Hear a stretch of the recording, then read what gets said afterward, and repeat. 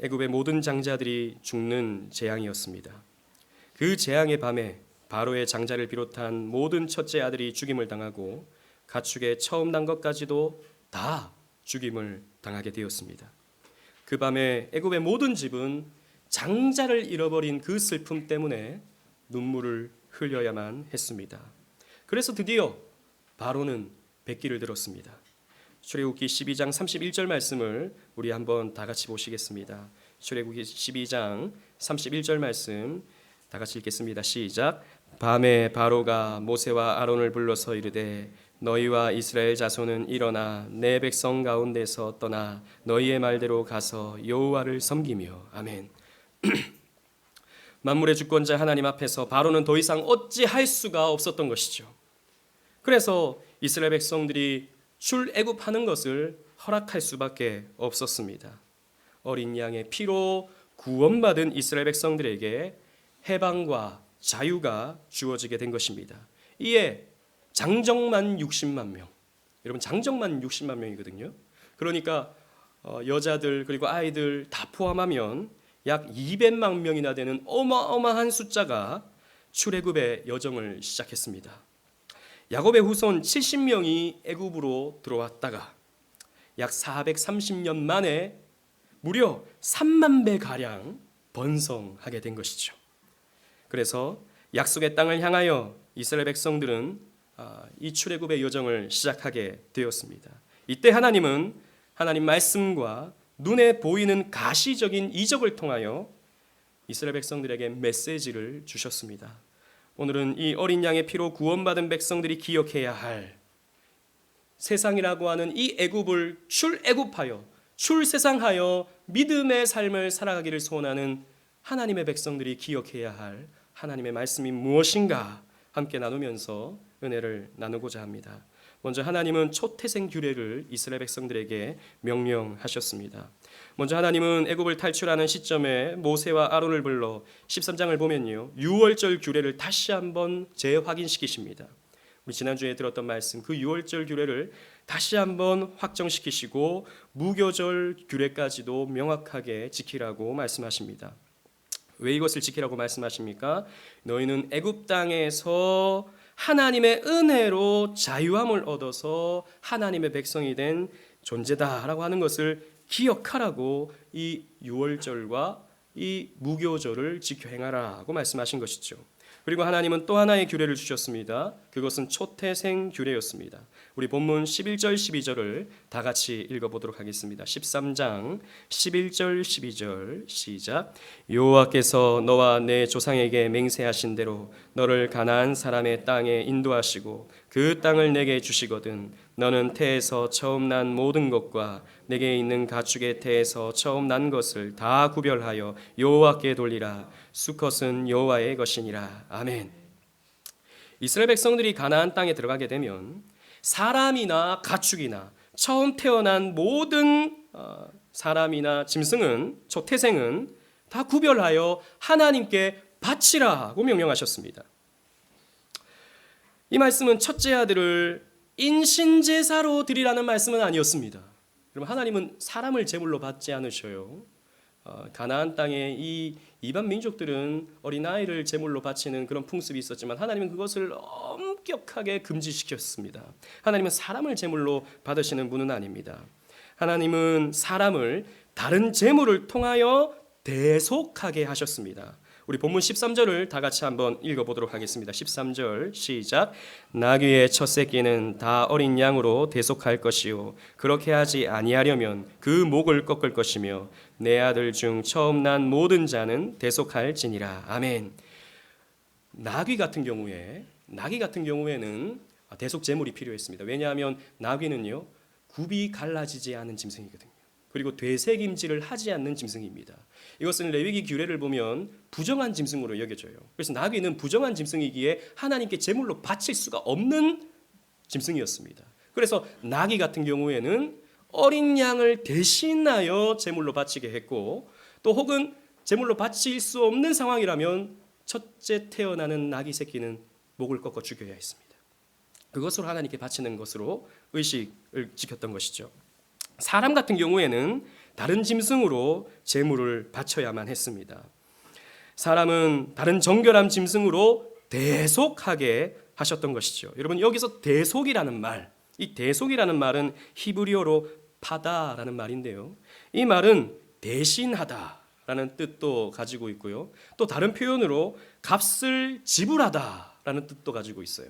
즉 대신 값을 지불하는 것을 성경에서 파다, 대속이라고 말한다는 것입니다. 이 말이, 이 파다라는 말이 또 언제 사용되냐 하면 노예가 있을 때, 노예는 주인의 소유물이죠. 그 노예가 불쌍해서 자유인으로 만들고자 할 때 다른 누군가가 그 주인에게 대신값을 지불하게 되면 그 노예는 자유인이 될 수 있게 되는 것입니다. 그래서 값을 대신 지불하는 것을 파다, 대속이라는 말로 성경에서 사용하고 있는 것이죠. 이스라엘 백성들에게 이 말씀을 적용해 본다면 이스라엘 백성들은 애굽의 노예였습니다. 바로의 노예였죠. 그러나 하나님께서 그 값을 어린 양의 피로 대신 지불하셨던 것입니다. 그래서 이스라엘 백성들을 대속하셨던 것이죠. 예수님도 이 땅에 태어나셨을 때 마리아의 태에서 첫 번째로 태어난 장자셨기 때문에 하나님께 바쳐지는 장면이 성경에 나타납니다. 누가복음 22장 22절로 24절 말씀을 제가 읽어보면 모세의 법대로 정결 예식의 날이 참에 아기를 데리고 예루살렘에 올라가니 이는 주의 율법에 쓴 바 첫 해 처음 난 남자마다 주의 거룩한 자라 하리라 한 대로 아기를 주께 드리고 또 주의 율법에 말씀하신 대로 산비둘기 한 쌍이나 혹은 어린 비둘기 둘로 제사하려 함이더라 라고 기록되고 있어요. 누가복음에 보면 예수님이 난 지 8일 만에 하나님께 정결 예식으로 바쳐지는 장면이 나오는 것입니다. 예수님은 가난했던 가정에서 자랐죠. 그래서 양이라든지 또 좀 더 큰 짐승으로 바쳐지지 아니하고 가난한 사람들의 제물인 비둘기로 예수님은 대신 바쳐지셨습니다. 아무튼 예수님도 이런 정결 예식을 다 지켜 행하셨던 것이죠. 여러분, 하나님께서 왜 이런 초태생의 규례를 명령하셨겠습니까? 우리 15절 말씀을 또 다 같이 한번 읽어보도록 하겠습니다. 15절 시작. 그때 바로가 완악하여 우리를 보내지 아니하매 여호와께서 애굽 나라 가운데 처음 난 모든 것은 사람의 장자로부터 가축의 처음 난 것까지 다 죽이셨으므로 태에서 처음 난 모든 수컷들은 내가 여호와께 제사를 드려서 내 아들 중에 처음 모든 난 자를 다 대속하리니 아멘. 원래는 우리 지난주에 말씀을 들었던 것처럼 애굽 사람과 마찬가지로 이스라엘 백성들도 그들의 죄로 심판받아야 했습니다. 이스라엘 백성들이 죄가 없었나요? 그렇지 않았습니다. 그들은 애굽화되어 있었고 애굽의 가치관에 함몰되어 있었다는 것이죠. 죄 때문에 심판받는다 한다면 애굽 사람뿐만 아니라 이스라엘 백성들도 심판받아야 마땅했습니다. 그러나 하나님께서는 이스라엘 백성들을 불쌍히 여겨주셔서 어린 양의 피로 그들을 대속하셨던 것이죠. 값을 대신 지불하셨다는 것이죠. 그래서 내가 이 이스라엘의 장자들과 초태생들은 내가 어린 양의 피값으로 샀으므로 이들은 나의 소유다라고 말씀하시는 거예요. 이 초태생 규례를 통해서 이스라엘의 모든 장자는 나의 소유다라는 것을 말씀하고 있는 것이죠. 여러분, 장자가 어떤 의미가 있다 그랬습니까? 이스라엘에게 있어서, 이스라엘 백성들에게 있어서 이 장자라는 의미는 가족의 대표, 그 가문의 대표, 그 부족의 대표였습니다. 그 장자가 하나님의 소유라면, 그 부족의 대표가 하나님의 소유라면 그 부족 자체가 다 하나님의 소유가 되는 거예요. 이스라엘의 장자들이 다 하나님의 소유라면 이스라엘 백성들은 다 누구의 소유가 됩니까? 하나님의 소유가 된다는 것입니다. 그래서 하나님은 이 초태생 규례를 지키라고 명하면서 너희는 나의 소유다라고 말씀하고 있는 것이죠. 그러면 이 초태생 규례를, 이 신약 시대를 살아가고 있는 저와 여러분들은 어떻게 이해해야 합니까? 우리는 어떻게 적용해야 합니까? 우리도 첫째 아들이 태어나면 하나님께 다 바쳐야 합니까? 여러분들은 태어났을 때 여기 장자분들 여기 계시죠? 하나님 앞에 드려지는 그런 의식을 가졌습니까? 우리는 그렇게 하지 아니합니다. 예전에 한때, 지금도 뭐 그렇게 하시는 분들이 있죠. 이런 초태생의 규례의 말씀에 은혜를 받은 그런 부모님들은 첫째 아들을 하나님께 드려야 된다, 이런 마음을 가지고 목사로 서원을 하고 선교사로 서원을 하게 되는, 그러니까 그 자식이 뭐 태어나자마자 뭘 서원하겠습니까? 부모가 이 아이를 하나님께 바치겠습니다 라고 하는 마음으로 목사나 선교사가 되게 하려 하다가 나중에 엄청난 갈등을 겪는 일을 저는 많이 봤거든요. 여러분, 사실 이 구약의 초태생 규례를 오늘날 우리가 지켜야 할 규례로 이해해서는 안 됩니다. 왜 그렇습니까? 이 초태생 규례는 예수 그리스도의 십자가로 말미암아 성취된 규례이기 때문입니다. 즉, 이 초태생 규례도 마찬가지로 오실 예수 그리스도에 대한 예표적인 의미가 있는 거예요. 어떻게 그렇게 되어집니까? 여러분, 성경은요, 예수 그리스도를 장자, 먼저 나신 자로 표현하고 있습니다. 골로새서 1장 17절 말씀에 또한 그가 만물보다 먼저 계시고 만물이 그 안에 함께 섰느니라 라고 기록하고 있어요. 여기서 아주 중요한 신학적 개념이 나오는데, 이 말씀을 근거로 우리는 예수님을 프로토토코스라고 부릅니다. 예수님을 프로토토코스, 이 말은 무슨 말이냐면 가장 먼저 나신 자라는 뜻이에요. 예수님은 하나님의 장자다라는 것입니다. 히브리서도 마찬가지죠. 히브리서 기자는 예수님을 맏아들로 소개하고 있습니다. 우리 주보를 보시고 히브리서 1장 6절 말씀 다 같이 한번 읽어보도록 하겠습니다. 시작. 또 그가 맏아들을 이끌어 세상에 다시 들어오게 하실 때에 하나님의 모든 천사들은 그에게 경배할지어다 말씀하시며 아멘. 예수님을 가리켜서 맏아들이다 라고 기록하고 있다는 것이죠. 이 맏아들이 어떻게 되셨습니까? 하나님께 제물로 바쳐주셨습니다. 구약에 바쳐지는 초태생 제사는 상징적인 것이었죠. 이 아들을 바쳐야 되는데 다른 제물을 통해서 대신 바치는 것이었습니다. 그러나 예수님께서는 상징 자체가 아니라 실제로 바쳐주셨습니다. 하나님에게 말이죠. 예수님은 그렇게 함으로 이스라엘의 모든 백성들, 영적 이스라엘 백성들의 모든 존재들을 다 대속하셨다라는 것입니다. 그래서 디모데전서 2장 6절은 이렇게 기록하고 있습니다. 또 주보에 있는 말씀 다 같이 읽어보겠습니다. 시작. 그가 모든 사람을 위하여 자기를 대속물로 주셨으니 기약이 이르러 주신 증거니라. 예수님은 초태생으로 하나님께 바쳐지신 하나님의 맏아들, 장자, 이스라엘의 장자하셨다라는 것입니다. 그래서 우리가 얻을 수 있는 결론은 무엇입니까? 그리스도의 대속으로 구원받은 우리는 예수 그리스도의 핏값으로 사신받은 하나님의 소유다라는 것이죠. 또 이스라엘의 장자이신 예수님께서 하나님의 소유로 바쳐주셨기 때문에 예수님 안에 있는 우리 역시 하나님의 소유다라는 것입니다. 그래서 이사야는 이렇게 하나님의 말씀을 선포하고 있습니다. 이사야 43장 1절 말씀, 우리 다 같이, 우리 잘 아는 말씀이죠. 다 같이 읽어보겠습니다. 시작. 야곱아, 너를 창조하신 여호와께서 지금 말씀하시느니라. 이스라엘아, 너를 지으신 이가 말씀하시느니라. 너는 두려워하지 말라. 내가 너를 구속하였고 내가 너를 지명하여 불렀나니 너는 내 것이라. 아멘. 여기서 내가 너를 구속하였고, 이 말도 사실 값을 지불하다라고 하는 말이 이 속이라는 말 속에 담겨져 있는 것입니다. 속전을 지불하다, 핏값을 지불했다. 그래서 너는 내 것이다 라고 성경은 기록하고 있는 것이죠. 여러분, 이스라엘 백성들은 예전에 애굽의 소유였습니다. 바로의 노예였습니다. 그래서 바로가 시키는 대로 움직일 수밖에 없는 존재였죠. 너희들 벽돌을 100개를 만들어라. 100개를 만들어야 했습니다. 이제는 짚을 더 이상 주지 않겠다. 집까지도 너희들이 구해서 알아서 만들어라 라고 하면 그렇게 움직일 수밖에 없는 바로의 노예였습니다. 그러나 하나님께서 어린 양의 핏값으로 이 이스라엘 백성들을 사셨습니다. 그러므로 이스라엘 백성들은 하나님의 종이요 하나님의 일꾼이 된 것이죠. 우리도 마찬가지입니다. 우리 역시 예수 그리스도의 핏값으로 사신받은 하나님의 백성이다라는 것이죠. 그래서 우리는 하나님의 종입니다. 우리는 하나님의 일꾼입니다. 우리는 우리를 위해서 살지 않습니다. 여러분, 이 땅의 모든 사람은 다 자기를 위해서 삽니다. 자기의 행복과 자기의 만족과 자기의 유익을 위해서 살아가요. 그래서 돈을 벌고 가정을 꾸리고 취업을 하고 여러 가지 일들을 하고 살아가는 것입니다. 그러나 여러분, 하나님을 믿는 저와 여러분들은 자기를 위해서 살지 않습니다. 우리를 위하여 십자가에서 죽으신 그래서 나에게 생명 주신 예수 그리스도를 위해서 우리는 살아가야 되는 것입니다.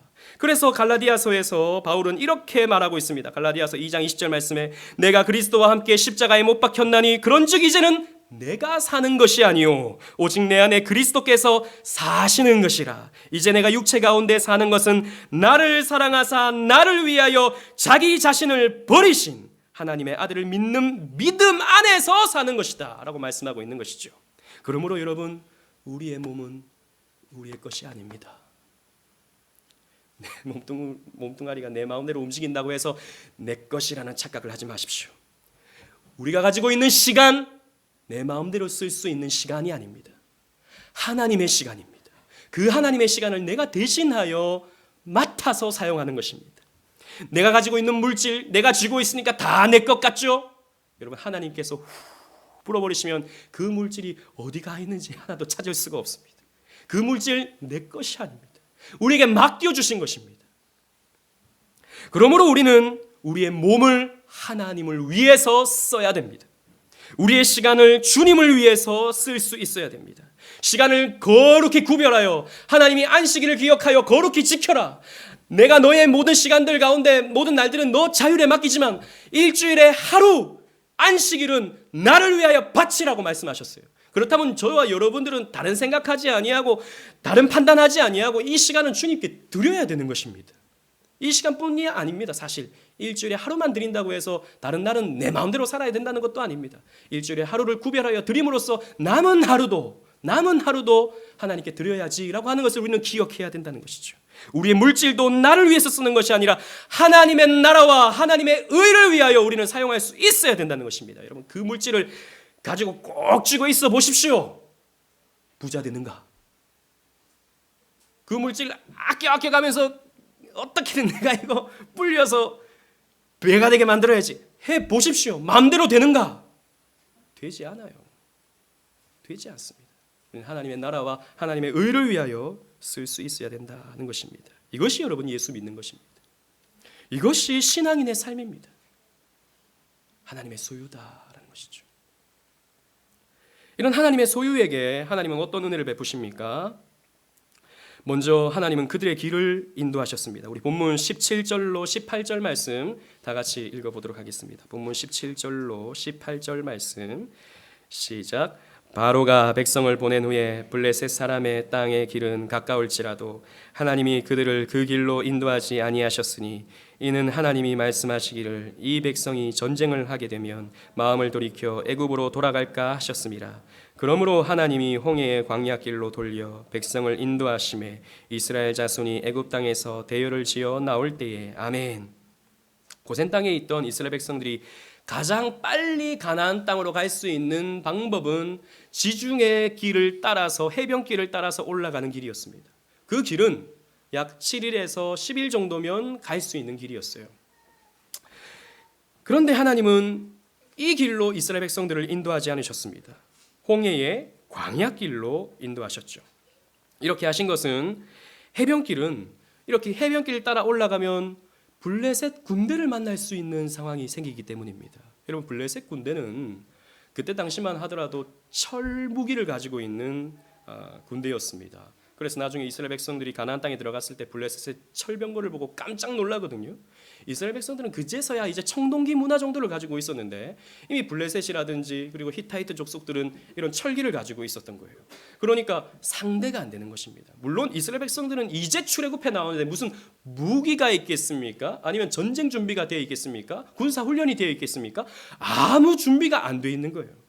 믿음으로 따지자면 그들은 이제 어린 양의 피의 능력을 믿는 어린아이와 같은 신앙의 정도의 상태인 거예요. 그런데 이 이스라엘 백성들이 이 블레셋의 군대를 만나게 되면 어떻게 되는 것입니까? 무서운 거죠. 감당할 수가 없게 되는 것이죠.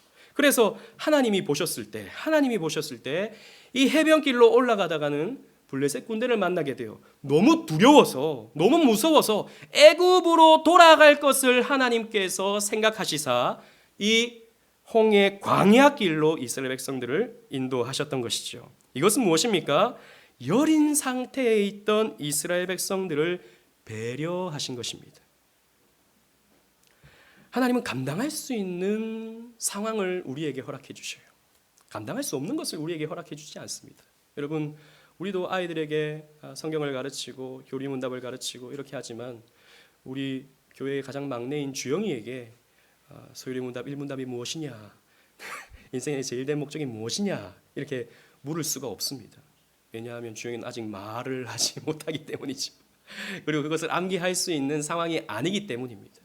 물론 하나님의 언약 자손으로서 하나님을 향한 믿음이 그에게 있는지 우리로서는 있다고 판단을 하지만 알 수가 없는 것이죠. 나중에 좀 장성하고 나서 한 5살, 6살, 7살이 되고 나서 그때 그런 것들을 암기시킬 수 있어야 되지 않겠습니까? 감당이 안 되는데 어떻게 그것을 우리가 요구할 수 있겠습니까? 이런 어린 아이의 상태에 있던 이스라엘 백성들을 하나님은 배려하셔서 그들이 감당할 수 있는 길로 이스라엘 백성들을 인도하신 것이죠. 그래서 하나님은 우리가 감당할 수 있는 상황만 주십니다. 여러분들이 감당 못할 상황을 주시는 분이 아니세요. 하나님의 언약 백성, 하나님의 소유된 백성에겐 하나님은 감당할 수 있는 상황만 주십니다. 여러분들의 삶 속에 지금 어려운 일들, 답답한 문제들, 심각한 고민들 있을 수 있습니다. 여러분, 하나님이 허락하지 않는 일은 우리의 삶에 일어나지 않죠. 모든 것은 하나님의 허락 가운데 일어납니다. 그렇다면 하나님이 그것을 왜 주셨을까요? 그 힘든 일, 그 고민을 우리에게 왜 주셨을까요? 감당할 수 있기 때문입니다. 감당해서 더욱 강해지라고, 감당해서 더욱더 연단되어 정금과 같이 되라고 우리에게 주신 상황이며, 그래서 우리에게는 그런 눈물과 고통과 아픔이 찾아오는 것입니다. 감당할 수 있는 거예요. 고린도전서 10장 13절 말씀, 우리 주보에 있는 말씀 다 같이 한번 읽어보도록 하겠습니다. 시작. 사람이 감당할 시험 밖에는 너희가 당한 것이 없나니 오직 하나님은 미쁘사 너희가 감당하지 못할 시험 당함을 허락하지 아니하시고 시험 당할 즈음에 또한 피할 길을 내사 너희로 능히 감당하게 하시느니라. 아멘. 하나님은 감당할 수 있는 상황만 저와 여러분들에게 주시는 거예요. 그래서 하나님이 왜 이렇게 나를 힘들게 하시나, 망하라고 주시는 게 아닙니다. 여러분, 이겨내서 더욱 강하여지라고 주시는 것입니다. 그 사실을 우리가 꼭 기억해야 된다는 것이죠. 그리고 하나님은 모세의 유고를 통해 하나님의 언약의 신실함을 상기시켜 주십니다. 우리 본문 19절 말씀을 다 같이 또 읽어보도록 하겠습니다. 19절입니다. 시작. 모세가 요셉의 유고를 가졌으니 이는 요셉이 이스라엘 자손으로 단단히 맹세하게 하여 이르기를 하나님이 반드시 너희를 찾아오시리니 너희는 내 유고를 여기서 가지고 나가라 하였음이더라. 아멘. 모세가 요셉의 유고를 메고 출애굽을 해 나가고 있는 것입니다. 이것은 요셉의 유언이었죠. 창세기 50장 25절에 요셉이 또 이스라엘 자손에게 맹세하여 이르기를 하나님이 반드시 당신들을 돌보시리니 당신들은 여기서 내 해골을 메고 올라가라 하라 하였더라 기록되어 있습니다. 요셉은 죽으면서 이렇게 유언을 남겼던 것이죠. 내 해골을 메고 너희들이 나중에 출애굽을 하게 될 때가 오는데 그때는 내 해골을 메고 올라가라, 가나안 땅에 올라가라 라고 했던 것이죠. 근데 그때 덧붙였던 말씀이 하나님이 당신들을 반드시 돌보시리니 내 해골을 메고 올라가라 라고 했던 것입니다. 그래서 이 요셉의 유골은 하나님이 이스라엘 백성들을 돌보신다라고 하는 의미가 있는 거예요. 하나님이 이스라엘 백성들을 지키신다라고 하는 상징적 의미가 거기에 있는 것입니다. 그래서 이스라엘 백성들은 알았던 것이죠. 요셉의 유언이 지금 이루어지는구나.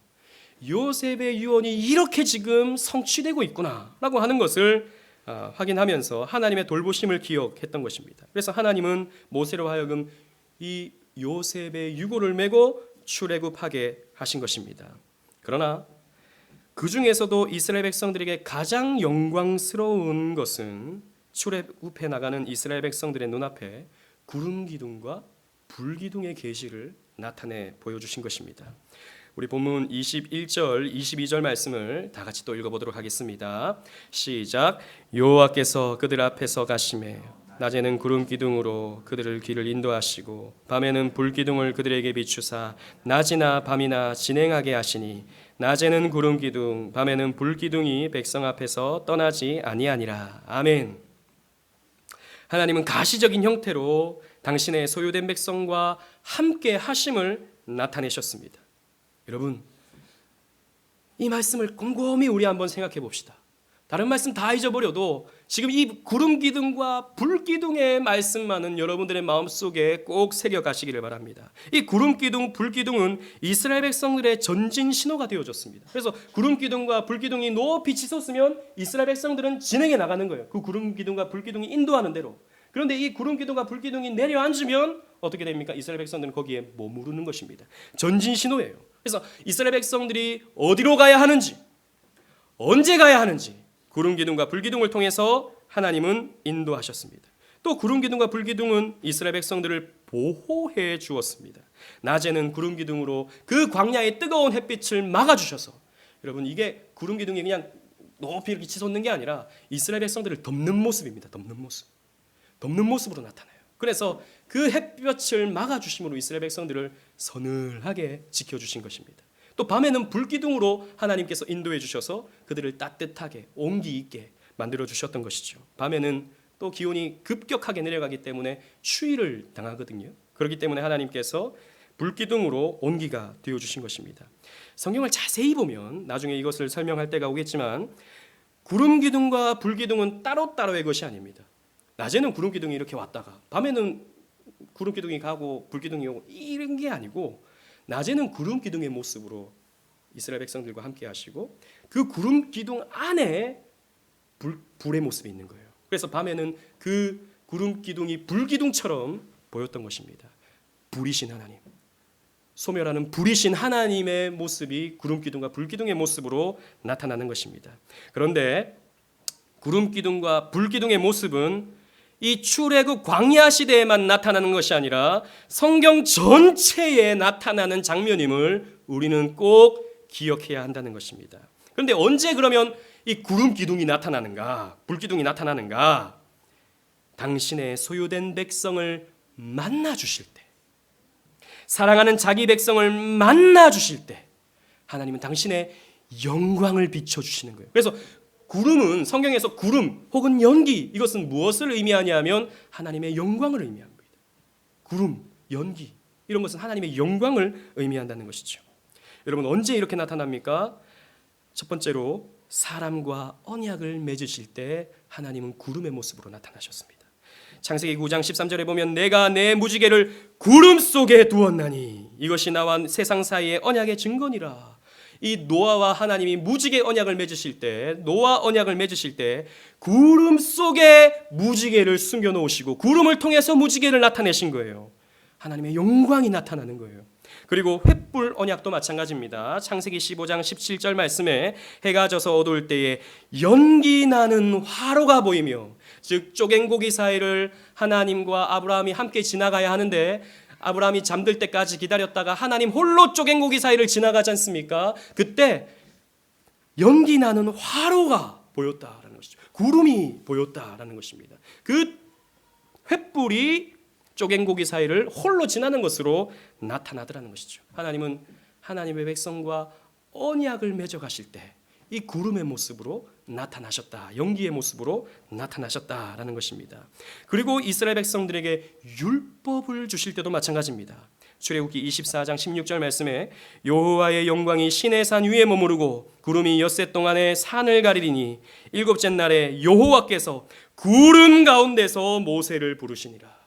그 시내 산에 빽빽한 구름이 꽉 차오르는 거예요. 그 속에서 하나님은 모세를 만나 주시고 모세에게 율법을 주시는 것입니다.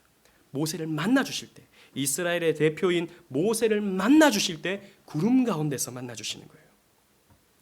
그리고 하나님께서 이제 성막을 건축하게 하죠. 광야 시대에 성막을 건축하게 하는데 이 성막을 다 건축하고 난 뒤에 하나님께 제사를 올려드릴 때 어떤 모습으로 나타납니까? 출애굽기 40장 35절 말씀을 보면요, 구름이 회막에 덮이고 여호와의 영광이 성막에 충만하매 모세가 회막에 들어갈 수 없었으니 이는 구름이 회막 위에 덮이고 여호와의 영광이 성막에 충만했다. 구름이 이 회막, 하나님의 막, 이 성막에 가득하게 덮였다라는 것이죠. 그래서 제사장들이 앞을 볼 수 없을 정도로 연기가, 구름이 꽉꽉 들어찼던 것입니다. 성막은 무엇이죠? 하나님을 만나는 장소입니다.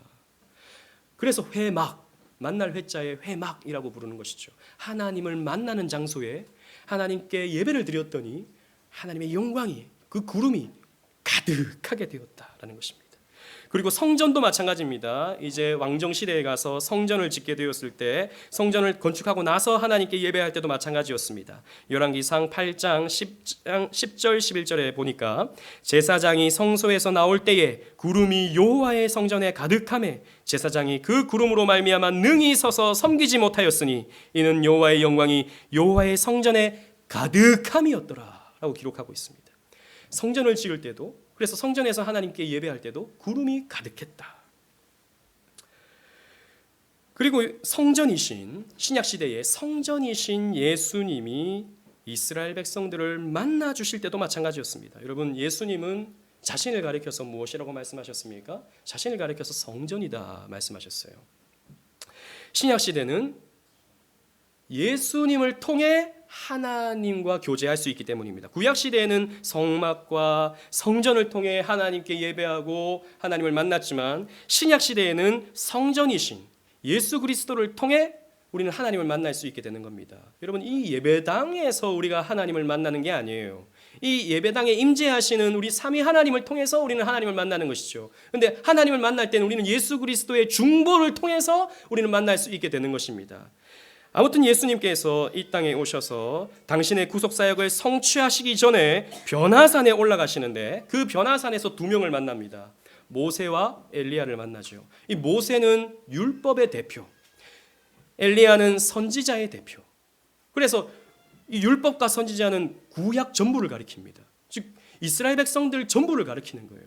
그 이스라엘 백성들을 만나실 때 무엇이 그들을 휘감습니까? 구름이 휘감는 거예요.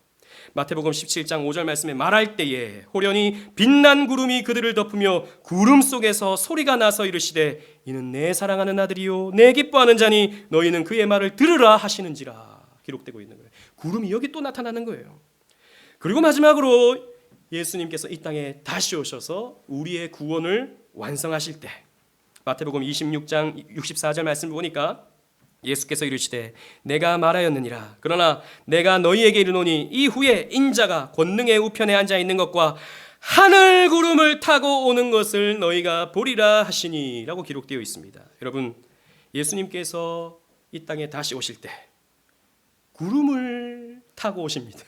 이것은 무슨 예수님이 손오공처럼 군두운을 타고 오시는 게 아니라 영광 가운데 오신다는 거예요. 근데 이 영광이 어떻게 지금 나타나고 있습니까? 어떤 과정을 통해 나타나고 있습니까? 우리를 만나 주실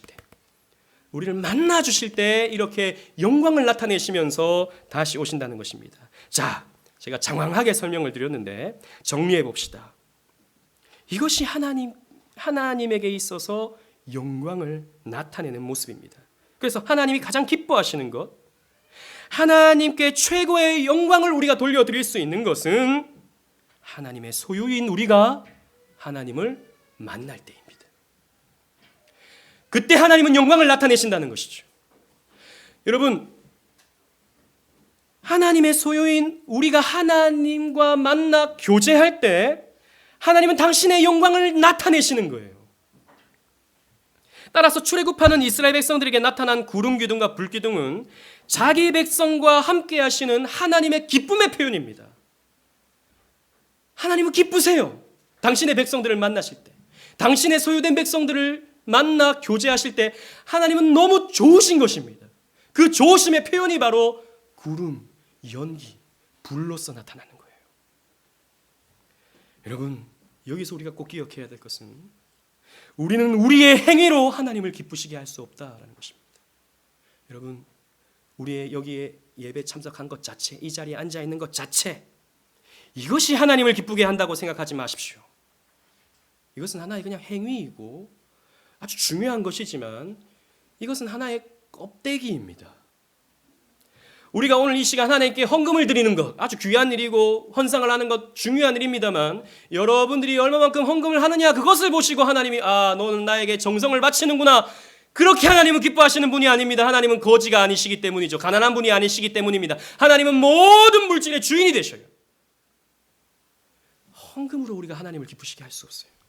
우리가 봉사하는 일 중요한 일입니다.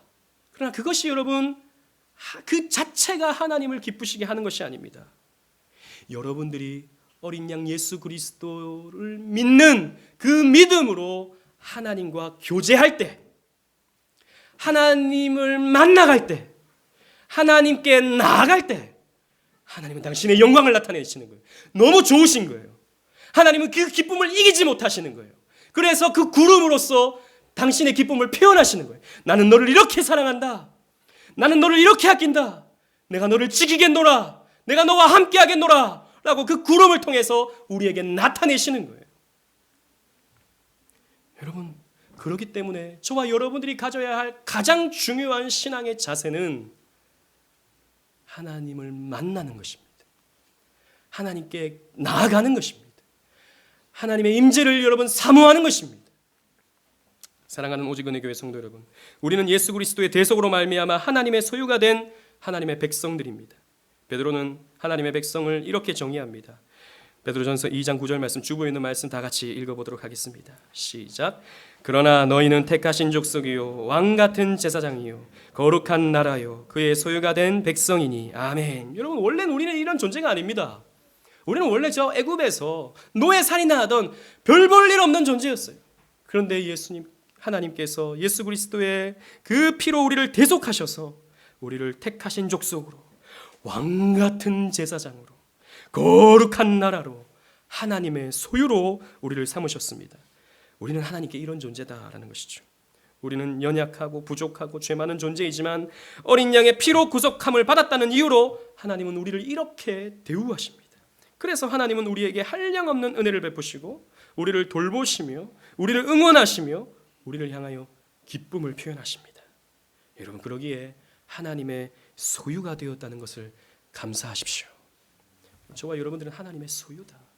하나님의 소유라는 말은 하나님께서 책임지신다라는 말입니다. 저와 여러분들의 삶을 하나님께서 책임져 주십니다. 그리고 우리에게 은혜 베푸시는 하나님을 즐거워하십시오. 나를 이렇게 사랑하시는 하나님, 나를 소유 삼으시고 나를 이렇게 지키시고 돌보시는 하나님을 즐거워하십시오. 그 하나님을 enjoy 할 때 하나님은 최고의 영광을 받으십니다. 하나님은 최고의 영광을 받으셔. 우리가 무슨 높은 자리에 올라서 혹은 대단한 상을 받아서 이 모든 영광을 하나님께 돌립니다 라고 할 때 하나님이 영광 받으시는 것이 아니라, 물론 그것도 영광이 될 수 있지만 우리가 하나님을 즐거워할 때, 하나님이 이렇게 나를 사랑하시는군요, 하나님 나에게 이렇게 좋은 것을 베푸시는군요, 그 선하심을 맛보고 즐거워할 때 하나님은 최고의 영광을 나타내시는 거예요. 그렇게 우리 하나님께 영광 올려드려야 하는 것입니다. 그 최고의 영광 하나님께 올려드리시는 저와 여러분들 되시기를 주님 이름으로 축원합니다. 아멘.